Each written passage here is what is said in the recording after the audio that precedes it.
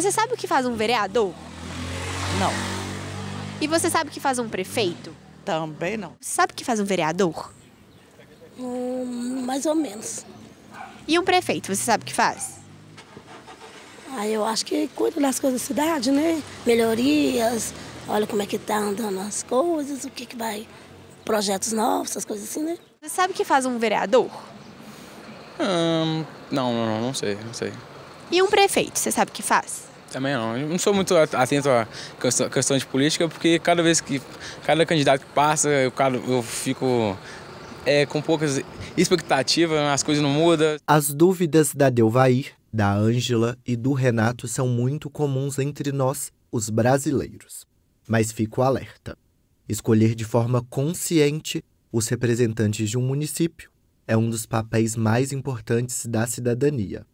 E é no dia 6 de outubro que os eleitores terão mais uma vez um compromisso com a democracia.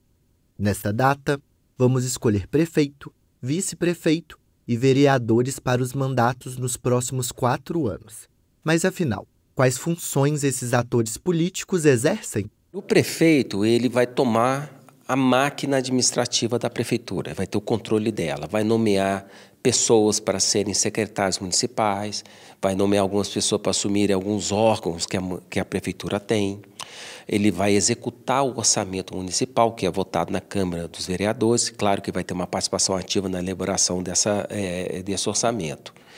Então, ele vai executar, né, dentro da lei, uma série de ações administrativas que muitas vezes tem um grande volume de recursos. Por outro lado, os vereadores são os elaboradores das leis municipais. Eles têm o poder de reformar leis, criar novas leis, vetar algumas iniciativas do Poder Executivo Municipal. Eles são fiscalizadores da ação do prefeito. Inclusive, eles têm poder de destituição do prefeito, o que a gente chama de cassação. E política também é assunto para criança, viu? Não é mesmo, Sofia? Adriano, o que é poder legislativo e executivo? O poder executivo é aquele poder determinado pela Constituição, né, da República Federativa Brasileira, e que ele vai executar leis e orçamento conforme o que foi deliberado pelo outro poder, que é o poder legislativo. O poder executivo aqui no Brasil também tem um poder de propor leis na forma de medidas provisórias, mas as leis só se tornam efetivas após a deliberação do poder legislativo. O poder legislativo, por outra vez, é aquele poder que, dentro da nossa Constituição, é o responsável por fazer as leis, aquelas que vão alterar os costumes das pessoas, né?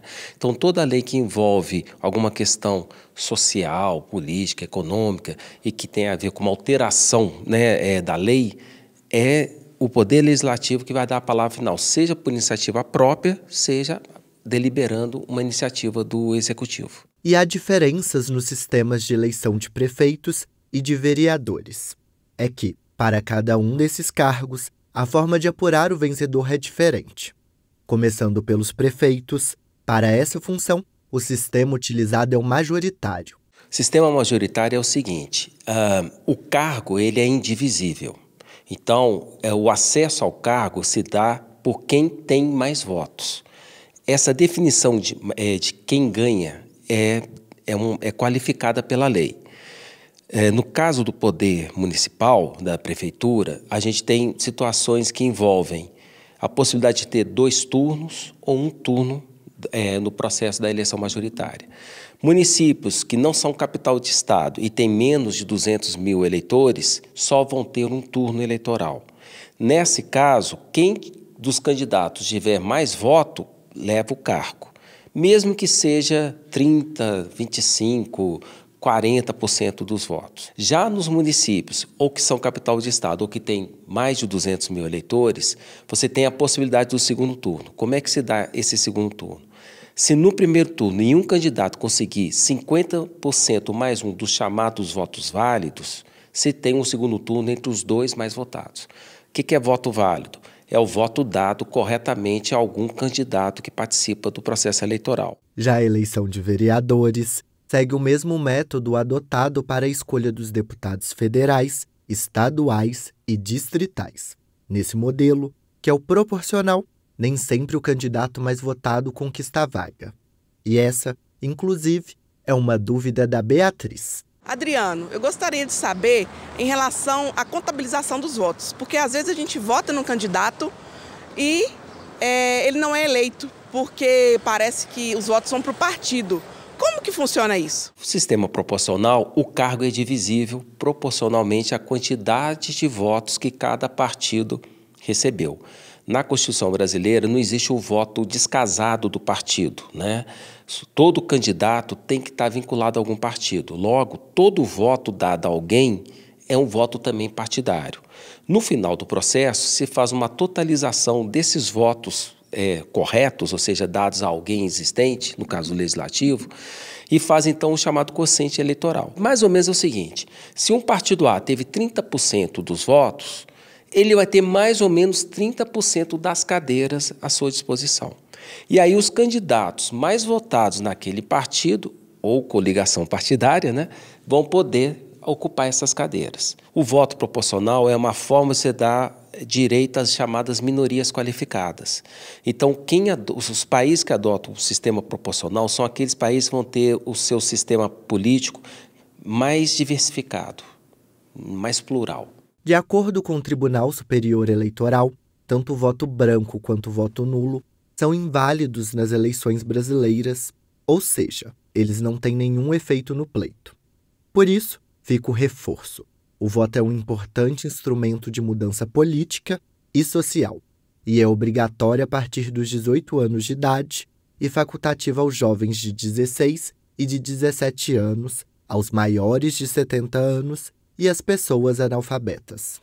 Você se abster, ou votar branco, ou votar nulo, você está adotando o que a gente chama de não voto.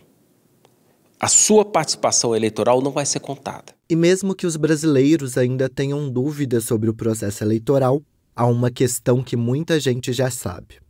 É que para fazer boas escolhas diante da urna, é preciso se preparar.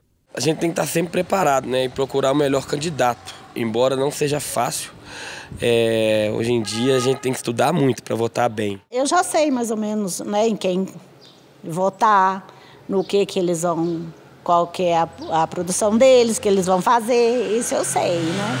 Agora, a gente tem que ter mais acesso a prefeito e os vereadores para a gente estar levando o que está acontecendo no bairro. O mais importante é você conhecer os candidatos. E quanto mais próximo, em termos de conhecimento, você tiver dos candidatos, melhor para você, né? Então, é procurar se informar sobre eles. Hoje, a gente tem as chamadas mídias sociais, elas têm aproximado bastante o representante do representado. A sugestão é você procurar conhecer melhor, né, quem é essa pessoa, qual que é o passado dela, né? Pensar em termos de ideias, se o que você pensa do que seja política e tal, está batendo com que essa pessoa, que muitas vezes é apresentada para você, se você acha que pode confiar nessa pessoa. Então, quanto mais confiante você estiver em como vai ser a atuação dessa pessoa que você está ajudando a eleger, melhor.